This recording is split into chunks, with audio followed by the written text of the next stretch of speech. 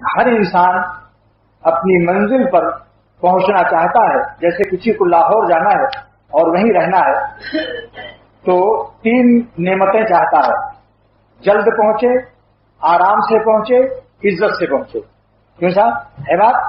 या चाहते हैं कि रास्ते में मुल्तान वाले पुलिस वाले पकड़ लें, 2-3 दिन के बाद पहुंचाएं, 2-4 जूते भी लगा दें, हथकड़ी भी डाल दें, तो जिल्लत भी हुई, वक्त में पहुंचने में देरी भी हुई और तकलीफ भी हुई। क्या कोई शख्स ये चाहता है कि मैं अपनी मंजिल पर देर से पहुंचूं, तकलीफ से पहुंचूं, जिल्लत से पहुंचूं? कोई है इसमें तो हाथ उठाया है? कोई चाहता है? मालूम हुआ कि एक आदमी ने भी हाथ नहीं उठाया। मालूम 100% इंसान चाहता है कि मैं अपनी मंजिल पर राहत से पहुंचूं, इज्जत से पहुंचूं, उजलत से पहुंचूं, जल्द पहुंचूं। तो जन्नत मोमिन की मंजिल है। मोमिन का वतन असली कहाँ है? जन्नत है। तो मोमिन का भी तकाजा हक बजानिब है, इंटरनेशनल बैनुल अक़वामी अक्ल के मुताबिक है कि वो राहत से पहुंचे, इज्जत से पहुंचे और उजलत से पहुंचे, जल्द पहुंचे।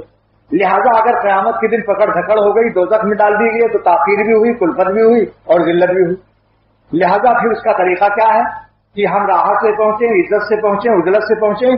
तो फरमाया मौलाना शाह अब्दुल हक साहब दामद बरकातहुम ने, ये एयरपोर्ट के अंदर की तकरीर है जिसमें बहुत ही 2-4 ही आदमी थे, अफसरान थे कुछ और मैं भी था।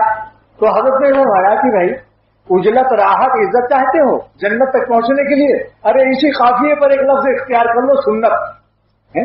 बस हजूर की सुन्नत पर चल लो तो उजलत, राहत, इज्जत और जन्नत चारों चीजें मिल जाएंगी। काफिया भी पांचों चीज का वजन एक ही है, पांचों चीज का वजन एक ही है, उजलत, राहत, इज्जत और जन्नत। अब मिलेगी कैसे जन्नत? और ये तीनों नेमतों के साथ सुन्नत पर अमल कीजिए। आज सोकर उठते हैं, दुआ याद आएंगी। क्या हाल है?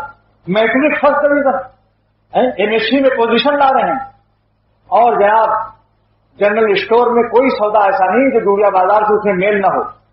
लेकिन जब उनसे पूछा जाता है ये सो के उठने की दुआ क्या है, याद नहीं। अगर दुआ याद है तो तर्जुमा याद नहीं। हालांकि इसमें थोड़ी सी मेहनत है। अगर हर हफ्ता एक दुआ याद कर लीजिए तो महीने में 4 सुन्नत याद हो जाएगी। 12 महीने में 1 साल के अंदर 48 सुन्नतें याद हो जाएंगी। सोने की, जागने की और मस्जिद जाने की, मस्जिद में दाखिल होने की, निकलने की, खाने की, पीने की, खाने की बात की। मेहमान बने तो क्या पढ़े, मेजबान का खाना खाकर गर्जे की। अब ये दुआए मसनूना एक किताब है। देखिए दोस्तों, दुआए मसनूना एक छोटा सा किताब क्या है, कुतुब खाना मजहरी में दस्तयाब है और पूरे शहर के अंदर भी दस्तयाब है।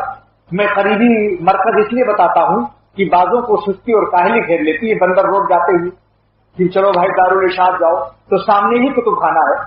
थोड़े से 2-3 रुपए की किताबें होती हैं, दुआए मसनूना। उसमें तमाम दुआएं, चांद देखने की क्या दुआ है, उठने की, सोकर उठने की क्या दुआ है, बैतुल खला इस्तिंजा खाने में जाने की क्या दुआ है। अब आप जानते हैं ये नबी की सुन्नतें, इसमें वो असर है कि अगर कोई शख्स दुआ पढ़े बगैर तहखाने में दाखिल हो गया तो हदीस में आता है कि खबीस शैतान और शैतान की खबीस बीवियां वो उसके शर्म की जगह को पर तसर्रुफ करते हैं और देखते हैं। लिहाजा गंदे गंदे अखलाक पैदा होते हैं, गंदे अमाल के तकाजे पैदा होते हैं। अब बताइए, लोग कहते हैं हमारे बच्चे का कैरेक्टर खराब है, मेरा लड़का गंदे गंदे अमाल में, अखलाक में मुब्तला है। तुमने दुआ सिखाई बाप होने की हैसियत से? गोटी तो हड्डी वाली और खराब वाली खुद खाकर बेटे को गोल गोल बोटी खिलाते हो कि ये बेटा अच्छी बोटी खा लो, है? लेकिन कयामत के दिन अगर उस बेटे ने अब्बा जान का गरीबान पकड़ लिया कि अब्बा दस्तरखान पर तो अच्छी अच्छी रोटियां मुझे देते थे मेरी मोहब्बत में, लेकिन मुझे नबी की सुन्नत और दोज़ख के अजाब से तो नहीं बचाया आपने, मुझे नबी की सुन्नत की तरफ तालीम क्यों नहीं दी? क्या आपने हमारी दुनिया तो बनाई, एमएससी कराया, पीएचडी कराया, लेकिन दोज़ख से बचने के लिए आज की रुसवाई और वतन की हमारे आयश को आपने बिल्कुल नजरअंदाज कर दिया। खुद तो तस्बीह लेकर बैठे रहते थे ताजुद में, है? और हम लोग टीवी और वीसीआर और वीडियो और गाने पर रक्स करते थे पतलून पहनकर, है? और आपने कभी ये नहीं कहा कि बेटा ये औरतों को मत देखो, इनके गाने मत सुनो, जिना का मादा पैदा होता है।